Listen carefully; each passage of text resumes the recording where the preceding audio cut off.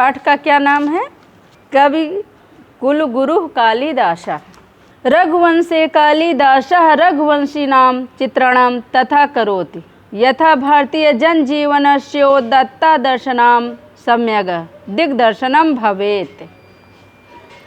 रघुकुलजाः राजनः प्रजाक्षेमाय बलिमाहरन् मितसंयतभाषिणस्ते सदा सत्यानिष्ठा आसन् यशस्कमास्ते तदर्थं प्राणेनपि इत्युक्तं सदैव बोधता अभवन्।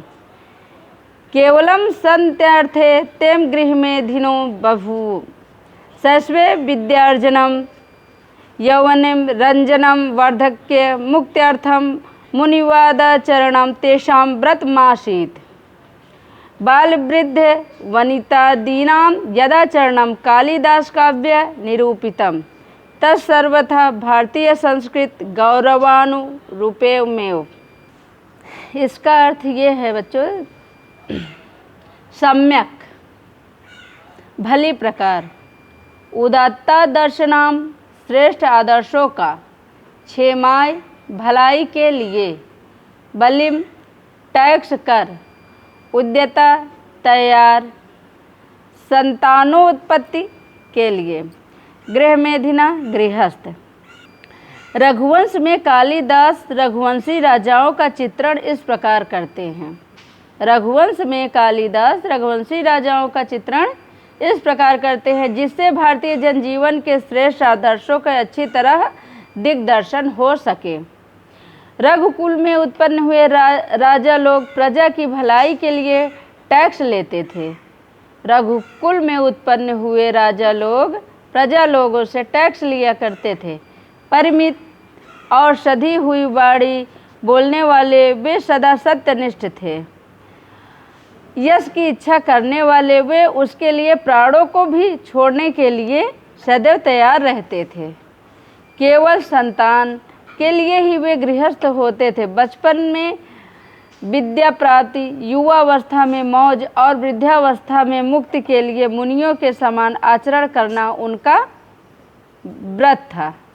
बालक, वृद्ध, स्त्री आदि का जो आचरण कालिदास के काव्य में निरूपित हुआ है वह सब तरह से भारतीय संस्कृति के गौरव के अनुरूप ही है।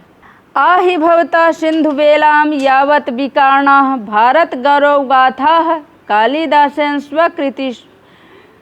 स्वकृतिषु पनिबद्धाः। रघुवंशे मेघे कुमार संभवे च भारत देशस्य विविध भूभागानां गिरिकानां नदीनां यदृक् स्वाभाविकं मनोहारि च चित्रणं लभ्यते। स्वचक्षुर्वलोक्य तदसंभवमस्ति तथाविधं तस्य देशप्रेम तस्य काव्योत्कर्ष समुद्र दृढ़यति। सन्तु तत्र नल्प संस्कृत कवयः किन्तु कस्यापि कालिदासेन साम्यं नास्ति। साधुक्तं केनचित् कालिदासानुरागिणा पुरा कवीनां गणना प्रसंगे कनिष्ठिकाधिष्ठाति कालिदासः अद्यापि ततुल्य कवेर्भावादनामिका स्वार्थवर्ती बभूव।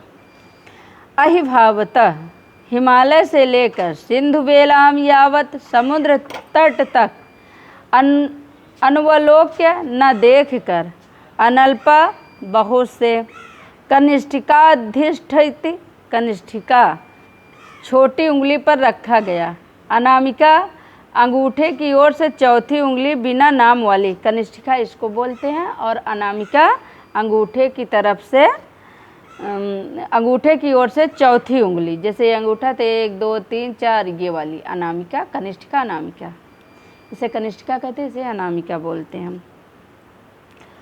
अनुवाद: हिमालय से लेकर समुद्र पर्यंत जितनी भारत के गौरव की गाथाएं फैली हैं कालिदास ने अपनी रचनाओं में निबद्ध की हैं। रघुवंश, मेघदूत और कुमार संभव में भारत देश के विविध भूभागों, पर्वत और वनों का जैसा स्वाभाविक और मनोहर चित्रण मिलता है। अपनी आँख से देखे बिना यह असंभव है। उस प्रकार का उनका देश प्रेम उनके काव्य की श्रेष्ठता को दृढ़ करता है। भले ही संस्कृत के बहुत से कवि हों, किंतु किसी की कालिदास के समानता नहीं। किसी कालिदास के प्रेमी ने ठीक कहा है।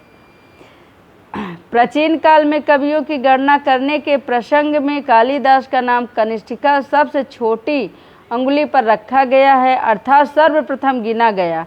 आज भी उनके बराबर कवि के न होने से अनामिका उंगली अर्थयुक्त बिना नाम वाली हो गई है। इस प्रकार आपका ये पैराग्राफ समाप्त होता है और इसको अच्छे से आप लोग पढ़ लीजिएगा। कल हम आपको पढ़ाएंगे द्वितीय पाठ। द्वितीय पाठ का नाम है उद्भिज परिषद।